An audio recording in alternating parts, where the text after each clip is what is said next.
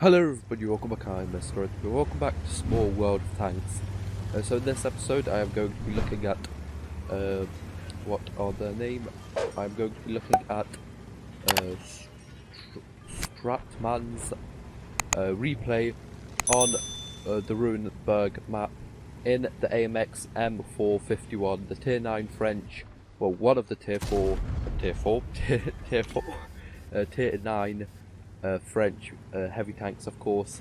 This is the non-auto loader, of course. There's also the AMX 5120, which of course is quite a lot faster, but then of course it has way less armor than this, and of course it has the auto loader.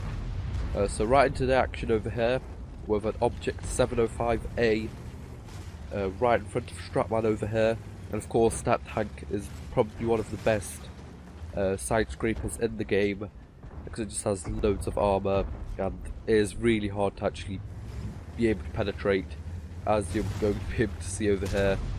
Stratman is doing the right thing though. He's going out when the Object 705 fires, so he's not going out to get like shot. He's going out at the right moment to to put in a good shot. A good shot in against the IS-3, the IS-3A over there. But he over-angles over here and actually gets shot by him, but the next shot does bounce off and he actually penetrates for the second time, was it? Yep, the second time. Now Stratman over here, I'm not really sure if he's doing it out of choice, but he is using the 120mm gun. Of course there's a choice of that gun and the 127mm. The differences are 70 damage more on the 127mm. What else? Actually, the 127mm has less penetration on the standard rounds and the premium rounds, and actually 1mm penetration less on the high explosive rounds too. I'm not really sure why you would choose that gun. It also has less penetration, less damage per minute, less dispersion. I'm not really sure why you would choose that bigger gun in this situation, because it is just the worse gun.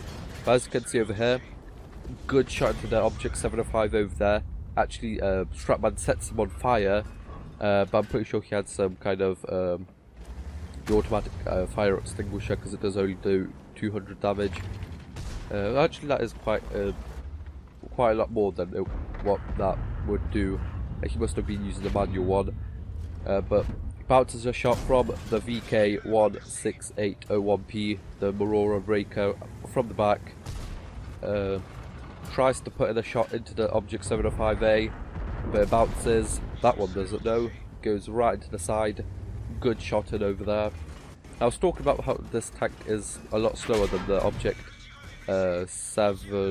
the AMX 5120. Is that what? I'm pretty sure that's what it's called. But is it really? You can go 40 kilometers an hour forwards and 15 backwards with 15 power to weight ratio. So it isn't that slow, to be honest. It can get around. There is definitely a lot slower vehicles in the game, like that Aurora Breaker over there that can do half of that forwards at 20. Now the gun dispersion on this gun, the 120mm, is 0.33, so it's actually really accurate for a heavy tank gun, especially with this much damage. Well, I guess it isn't the most, but still quite accurate. 257mm of penetration, 10.76 reload time. So not the longest, not the shortest. That makes it its rate of fire at 5.59, and that's without any equipment, without any crew skills, and without that food consumable that Stratman is using over here. That also increases the rate of fire, and quite a lot of other things about this vehicle, which makes it even better. And as you can see, Stratman already 5 minutes into this game on 4,500 nearly damage, so absolutely carrying his team. they probably would have already lost the town by now if it wasn't for him, because that amount of damage in a tier 9 game, even in 5 minutes, is still massive. That would be a good game if it just finished now, but he does still have 6 tanks on the enemy team left to vanquish and try and take down this game, as there is only half of that of what the enemy team have on his team, with 3 remaining tanks. But luckily for him, there's not much tier 9 tanks left on the enemy team. Well, there's the tier 10 GWE 100. Actually, a really weird thing over here, he actually doesn't get spotted until he actually fires, so not really sure if that projector has a damaged or an injured commander or something, but yeah, that was quite weird. So yeah, only the GWE 100 left. That's the only tier 10, but that's a self-propelled gun, and the only tier 9 is the Skoda T50.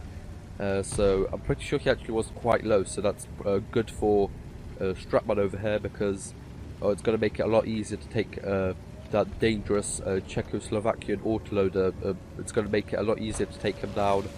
Then there's a P44 Pantera, which is a one-shot. The Progetto 6046 over here. That Scorpion G that he just took out. And the Lorraine 15551. And that's not going to cause too much damage to him. Now this Progetto is kind of stuck in between a rock and a hard place.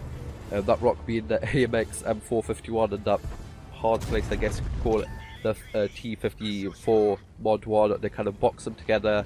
He had nowhere to escape, and Strapman takes him down, picking up his 6th kill and surpassing, well, going over 5,000 damage, which is just, yeah, good game already.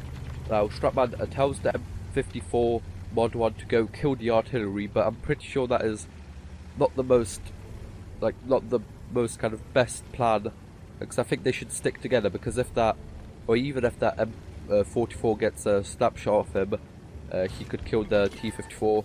Now he also kind of doesn't kind of play the best over here. He could have angled his tank like this straight away to bounce those shells over there, because that 500 or just about 500 damage, actually even more than 500 damage that he took over there, could be vital in taking a shot from an artillery piece. He could probably get one shot by the GW 100 now, and maybe the Lorraine 15551, but probably not. That also makes him a one shot for the Skoda T50 if he is using that Top Gun, and maybe a one shot, one shot for the Skoda T50, and possibly a one shot for the P44 Pantera if he rolls high. Bad news for Strapman over here, as the GW 100 destroys the T54 Mod 1. He calls the T54 Mod 1 a bad word, not really useful, it's not going to do anything. Should have just avoided that. It doesn't really help with the toxicity in this game. But he does put one shot into the GW 100, spamming some gold over here, not really the most best thing to do, but well, he's taken down and out of this game, which is good, as Strapman did get shot by the Lorraine 15551 for only 54 damage, and again for 40, but that makes him a one shot for the Skoda T50 and the P44 Pantera now, if the low average. Talking about P44 Pantera, there he is over there, bounces one shot, not really sure what he's doing, bounces a second shot and gets taken out. Now Strapman needs to watch out for the artillery, because he is somewhere in front of him, and he is using these buildings to avoid the fire of the Lorraine.